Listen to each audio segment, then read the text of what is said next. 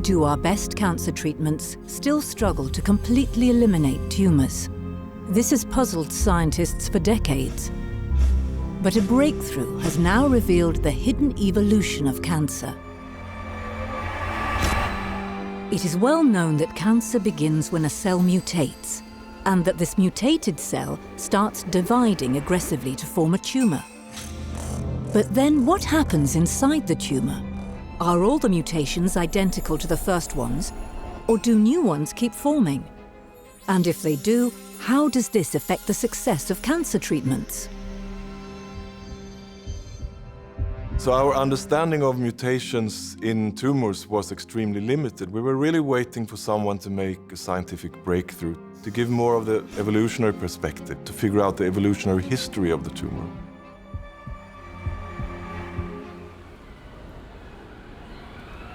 The story begins in London, where this year's Sjöberg Prize laureate, cancer physician and researcher Charles Swanton began tackling this question in 2012 by carefully mapping a tumour. Swanton's interest in tumours started during his early years at medical school in London, when his father was diagnosed with cancer and then successfully treated. This experience shaped Swanton, and he knew he wanted to devote his life to cancer research. He soon became fascinated by tumour genetics. How did mutations develop within a tumour? In his research, he divided a tumour into pieces and mapped the mutations in each one. The results were both clear and surprising, and took our understanding of tumours to a new level. The different pieces of the tumour had different sets of mutations. It was almost as if the tumour was made up of small clones that were growing side by side. This could explain why some cancer treatments failed. They may kill most of the tumour cells, but some clones could have mutations that make them resistant to treatment, so they can start to grow and form metastases. That the tumor was built in such a complex way, that was really an eye-opener, and we got an understanding of why a tumor can survive treatment and come back later in the patient. The next step was understanding how these mutations form and evolve over time. Since 2014, Swanton has led a large research project called TRACER-X, which is following more than 800 cancer patients in real time over many years. His focus is lung cancer, tracing tumours from the first diagnosis through treatment and relapse. The results have been a game changer, as they show in detail how lung tumours develop new mutations over time. They evolve.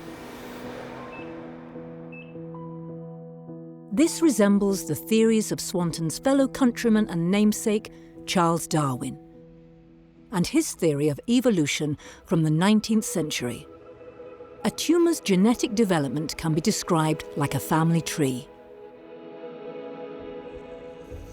When cancer cells begin to mutate, the first mutations form the trunk and will be present in all tumour cells.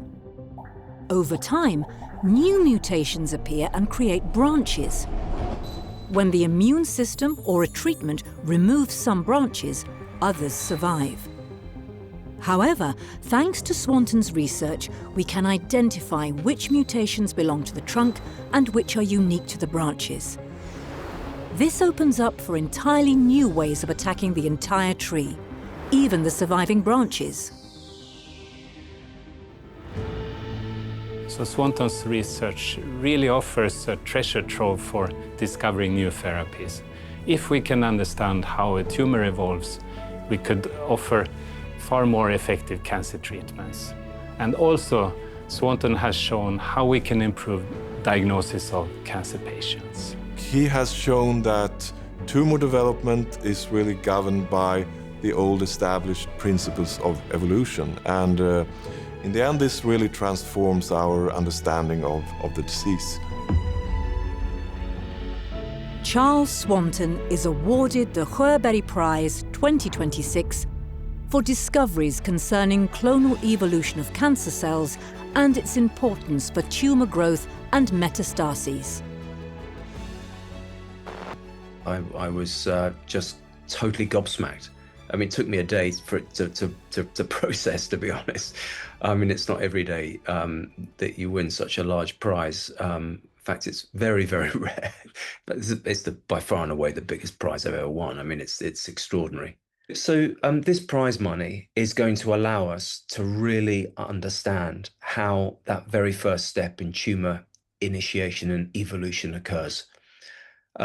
That 5 years ago I thought was a very simple problem. It turns out it's a much more complex problem than we ever really appreciated. And it's a reflection of a progenitor cell in the lung that in and of itself can't form a tumour, even with a mutation, needs something else to help it on its journey to form a cancer. And that's something else we've realised over the last 5 years is inflammation. Principally, we think myeloid-driven inflammation, but we can't rule out a role for the adaptive immune system too. This money is going to allow us for the first time to understand how inflammation and the mutations in those progenitor cells collaborate to drive that first cancer cell. And if we can understand that process, I hope we can intercept it and prevent it from happening, and therefore prevent cancers from emerging. And the money that you've very generously given to the lab as part of the prize winnings will allow us to take that first step on that really crucially important journey. The Sjöberg Prize is awarded by the Royal Swedish Academy of Sciences and is funded by the Sjöberg Foundation.